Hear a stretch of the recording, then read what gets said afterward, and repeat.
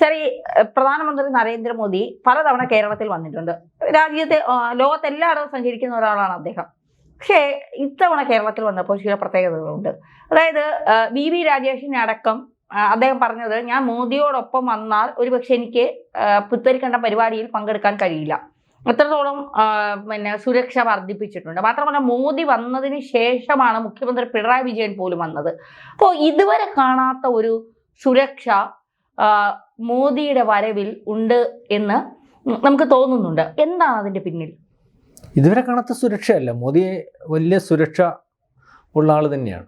ലോക നേതാക്കന്മാരുടെ ലിസ്റ്റ് എടുക്കുമ്പോൾ തന്നെ ഒരുപക്ഷെ അമേരിക്കൻ പ്രസിഡന്റും പുടിനും അല്ലെങ്കിൽ ചൈനയുടെ ഷീ ജിൻപിങ്ങും മോദിയും ഒക്കെ വലിയ വലിപ്പത്തിൽ സുരക്ഷ ഉള്ള നേതാക്കന്മാരുടെ ലിസ്റ്റിൽ വരുന്നതാണ്. അപ്പം തിരുവനന്തപുരത്ത് വന്നപ്പോൾ ഈ പ്രാവശ്യം സുരക്ഷ കൂടുതൽ വർദ്ധിപ്പിച്ചതായിട്ടും അല്ലെങ്കിൽ വല്ലാത്തൊരു കരുതൽ മോദിയിലേക്ക് SPGയുടെ അല്ലെങ്കിൽ അത്തരത്തിൽ വന്നതായിട്ട് നമുക്ക് തോന്നിയത്. അതിന് ഒരു കാരണമെന്ന് പറഞ്ഞാൽ, കാരണം സുരക്ഷ SPG യാണ് മോദിയുടെ സുരക്ഷ, അല്ലെങ്കിൽ അവർക്കാണ് അതിൻ്റെ പ്രഥമ ഉത്തരവാദിത്വം. ഒരുപക്ഷെ പ്രധാനമന്ത്രി വരുന്നതിന് മുമ്പേ എത്രയോ ദിവസം മുമ്പ് തന്നെ ആ പ്രദേശത്ത് എല്ലാ രീതിയിലുള്ള രഹസ്യാന്വേഷണ വിഭാഗങ്ങളും ഒരുപക്ഷെ കേരളത്തിൻ്റെ കാണും, കേന്ദ്രത്തിൻ്റെ കാണും, അല്ലെങ്കിൽ ഈ പട്ടാളത്തിൻ്റെ കാണും, അല്ല എല്ലാ പരിശോധന നടത്താറുണ്ട്. അതാരും അറിയാറൊന്നുമില്ല. അതിനുശേഷം SPGയുടെ നേതൃത്വത്തിൽ അദ്ദേഹം വരുന്നതിന് മുമ്പേ ഒരുപക്ഷെ ഒരാഴ്ച മുമ്പോ അല്ലെങ്കിൽ വലിയ വരുന്നതിന് മുമ്പ് തന്നെ വേണ്ട രീതിയിലുള്ള ഒരുക്കങ്ങൾ വളരെ കൃത്യമായിട്ട് പരിശോധിച്ചതിന് ശേഷം എല്ലാ പഴുതുകളും അടച്ചാണ് പ്രധാനമന്ത്രി വരുന്നത്. അത്രയ്ക്ക് സുരക്ഷയുണ്ട്. അപ്പം ഇതിനകത്തൊക്കെ എത്ര പഴുതുകൾ അടയ്ക്കുമ്പോഴും ചിലപ്പോൾ ചില പ്രശ്നങ്ങൾ അല്ലെങ്കിൽ ചിലപ്പോൾ ചില വിട്ടുവീഴ്ചകളുടെ പേരിൽ അല്ലെങ്കിൽ സുരക്ഷാ ഭീഷണികളുണ്ടാകും. അത്തരത്തിൽ സുരക്ഷാ ഭീഷണികളാണ് എക്കാലവും പ്രശ്നങ്ങൾ ഉണ്ടാക്കിയിട്ടുള്ളൂ. പുറകോട്ട് പരിശോധിക്കും, നരേന്ദ്രമോദിയുടെ കാര്യമല്ല, ഒരുപക്ഷെ പുറകോട്ട് നമ്മുടെ ഇന്ത്യയുടെ പ്രധാനമന്ത്രിമാർക്കൊക്കെ സംഭവിച്ചിരിക്കുന്നത് അതുകൊണ്ടായിരിക്കും. അപ്പോൾ ഇതിനകത്ത് കഴിഞ്ഞ പ്രാവശ്യം തിരുവനന്തപുരത്ത് വന്നപ്പോൾ ഒരുപക്ഷെ മോദി തിരുവനന്തപുരത്ത് വന്നപ്പോൾ ഇപ്പം അദ്ദേഹത്തിൻ്റെ തിരിച്ചു പോകുന്ന ലൈനപ്പിനകത്ത് ഒരു അദ്ദേഹത്തെ യാത്ര അയക്കുന്നതിനകത്ത് ലൈനപ്പ് ഉണ്ടല്ലോ, ആ ലൈനപ്പിനകത്ത് ഒരു ഫോട്ടോഗ്രാഫർ അല്ലെങ്കിൽ അദ്ദേഹം ഇതുപോലെ സ്ഥിരമായിട്ട് മോദി വരുമ്പോൾ ഫോട്ടോ എടുക്കുന്നതിന് അല്ലെങ്കിൽ എല്ലാ പാസുകളുടെ അനുവാദത്തോടു കൂടി ഫോട്ടോ എടുക്കുന്ന ആളും അല്ലെങ്കിൽ എടുത്തു പോകുന്ന ആളാണ്. അപ്പോൾ ഇതിനകത്ത് എങ്ങനെയാണെന്നറിയത്തില്ല, ആ യാത്രയപ്പ് ലൈനപ്പിനകത്ത് ഇദ്ദേഹത്തിന് കയറിപ്പറ്റി അല്ലെങ്കിൽ ഇദ്ദേഹം വിമാനത്തിലോട്ട് കയറുമ്പോൾ ഇദ്ദേഹം മോദിയെ പുറകിൽ നിന്ന് വിളിക്കുകയാണ്. മോദിയെ പുറകിൽ നിന്ന് വിളിച്ചിട്ട് മോദി അപ്പോൾ അവിടെ നിൽക്കുന്നു, സെൽഫി എടുക്കണമെന്ന് പറഞ്ഞാൽ മോദി സെൽഫി എടുത്തിട്ട് വിമാനത്തിൽ കയറി വിമാനത്തിനകത്ത് ഡോർ അടച്ചു കഴിഞ്ഞപ്പോൾ ഈ പറഞ്ഞതുപോലെ ഇദ്ദേഹത്തെ അറസ്റ്റ് ചെയ്തു. അതിനുശേഷം SPG അറസ്റ്റ് ചെയ്തതിന് ശേഷം പിന്നെ അതിനകത്തുനിന്ന് ഏതാണ്ട് വലിയ വലിപ്പത്തിലുള്ള ഇടപെടൽ നടത്തി ഇയാൾ കുഴപ്പക്കാരനാണോ അല്ല എന്നുള്ളത് ഇടപെടൽ നടത്തിയിട്ടാണ് ഇദ്ദേഹത്തെ വിടുന്ന ഒരവസ്ഥയുണ്ടായത്. അതുകൊണ്ട് തന്നെ ഈ പ്രാവശ്യം മോദി വന്നപ്പോൾ ഈ പറഞ്ഞതുപോലെ ഈ നേരത്തെ ഉള്ളതുപോലെ വളരെ കൃത്യമായിട്ടുള്ള അല്ലെങ്കിൽ ഈ നമ്മുടെ പരിശോധനയ്ക്ക് ശേഷമാണ് ഈ മാധ്യമങ്ങളുടെ പാസ് പോലും വിതരണം ചെയ്തത്. അത് PRD മുഖേന മാത്രം മാധ്യമങ്ങൾ പാസുകൾ വിതരണം ചെയ്യുന്ന ഒരു അവസ്ഥയുണ്ട്. മാധ്യമങ്ങളുടെ കെയർ ഓഫിൽ അല്ലെങ്കിൽ അത്തരത്തിൽ മാധ്യമങ്ങൾ ആണെന്ന് പറഞ്ഞാണ് നമ്മുടെ ഒരു ഇന്ത്യയുടെ പ്രധാനമന്ത്രിയെ അറിയാലോ രാജീവ് ഗാന്ധിയെ കൊലപ്പെടുത്തിയത്. അപ്പം ഈ പ്രോട്ടോകോൾ അനുസരിച്ച് SPG പ്രോട്ടോകോൾ അല്ലെങ്കിൽ പ്രധാനമന്ത്രി വരുന്ന സ്ഥലം അല്ലെങ്കിൽ അദ്ദേഹം പങ്കെടുക്കുന്ന ഒരു പരിപാടി, അതിനകത്തെന്ന് പറഞ്ഞാൽ പ്രധാനമന്ത്രിയുടെ ഓഫീസിൽ നിന്ന് ഇവിടുന്ന് ഇത്ര പേര് പങ്കെടുക്കുമെന്നുള്ള ലിസ്റ്റ് കൊടുക്കും. പ്രധാനമന്ത്രിയുടെ ഓഫീസിൽ നിന്ന് അതിനകത്ത് പരിശോധന വരുത്തിയിട്ട് ഏറ്റവും കുറഞ്ഞ അല്ലെങ്കിൽ ഇത്ര പേര് സ്റ്റേജിൽ വേണമെന്നുണ്ട്, അതിനകത്ത് ആരൊക്കെ വേണം എന്ന് അവിടുന്ന് തന്നെ ഒരു തീരുമാനമെടുത്തിട്ട് ലിസ്റ്റ് ഇവരുടെ കൊടുക്കും.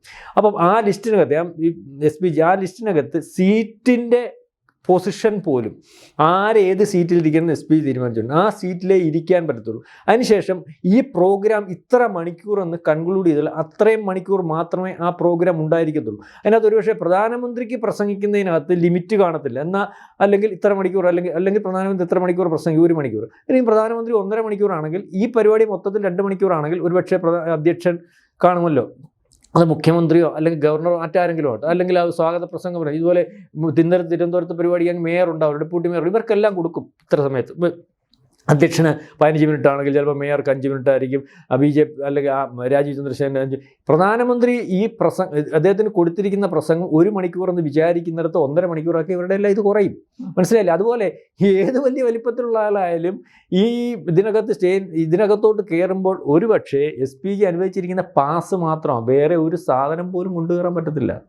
അത് പ്രധാനമന്ത്രിയുടെ കൂടെയുള്ള ഇപ്പം RC ആണെങ്കിലും RC ചന്ദ്രശേഖരൻ അറിയാലോ, കേന്ദ്രമന്ത്രിയായിട്ടിരുന്നോളും പ്രധാനമന്ത്രിയുടെ അദ്ദേഹത്തിനോട് അടുപ്പവും BJPയുടെ സംസ്ഥാന പ്രസിഡന്റൊക്കെ അയാൾക്ക് പോലും കഴിയത്തില്ല. അതുപോലെ ഇരിക്കുന്ന സീറ്റിൽ നിന്ന് പ്രധാനമന്ത്രിയുടെ വേദിയിൽ ഇരിക്കുമ്പോൾ ആ സീറ്റിൽ നിന്ന് പ്രധാനമന്ത്രിക്ക് എണീറ്റ് മറ്റിടത്തോട്ട് പോകാം. മനസ്സിലായില്ലേ? അല്ലാതെ പ്രധാനമന്ത്രിയുടെ അടുത്തോട്ട് എണീറ്റ് വരാൻ പോലുമുള്ള അനുവാദം ഇല്ല, വന്നാൽ SPG തടയും.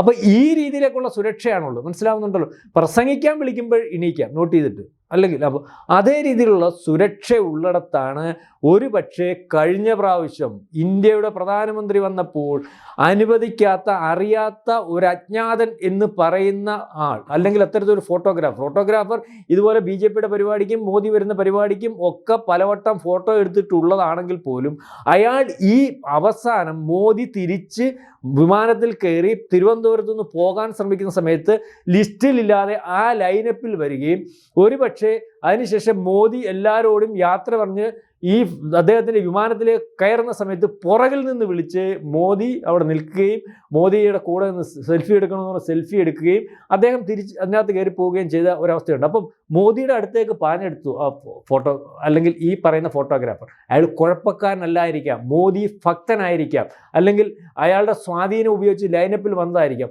അപ്പം ഏത് സ്വാധീനം എങ്ങനെ? പക്ഷേ ഈ നേരെ തിരിച്ച് ഈ പറയുന്ന ആൾ SPGക്ക് വ്യക്തതയില്ലല്ലോ ഇതിനകത്ത് വന്നതിനകത്ത്. ഈ പറയുന്ന ആൾ നേരെ മറിച്ച് മോദിയുടെ ആരാധകനല്ലാതാകുകയും വേറെ ഒരു മോട്ടീവുമായിട്ട് ഒരു മാധ്യമ പ്രവർത്തകൻ്റെ വാചേന കയറുകയും ചെയ്താൽ അവിടെ സംഭവിക്കാൻ പോകുന്ന കാര്യം എന്താണ്? അതുകൊണ്ട് തന്നെയാണ് ഈ പ്രാവശ്യം മോദി വന്നപ്പോൾ ഒരുപക്ഷേ ആദ്യത്തെ BJP മേയർക്ക് പോലും വിമാനത്താവളത്തിൽ ആദ്യമായിട്ട് ഇദ്ദേഹത്തെ സ്വീകരിക്കാനുള്ള അവസരം ഉണ്ടായിരുന്നില്ല.